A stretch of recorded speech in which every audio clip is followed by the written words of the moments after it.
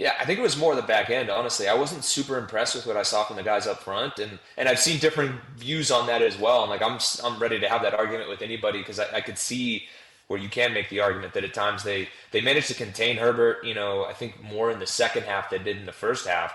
But they just didn't impact the game enough for my liking compared to what we saw in the second half against the Patriots.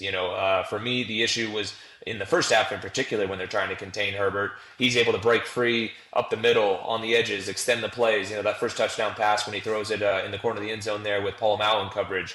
That was one where he extended the play. He broke contain and is able to let it rip. So I wasn't as impressed as I think some people are with the performance of the defensive line in particular in this game. I would say it was more so the guys on the back end. Aside from that 60-yard bomb, like you said, I actually liked what I saw out of the corners. I thought they were battling. Caillou Blue in particular, too, coming up in run coverage like we talked about at times. He's the willing tackler. And then Eric Stokes, I thought, fared really well against a really good group of receivers that the Chargers have. And let's not forget, Justin Herbert in these first two games now is playing at an elite level. So to be able to do that against this offense, that's a big win.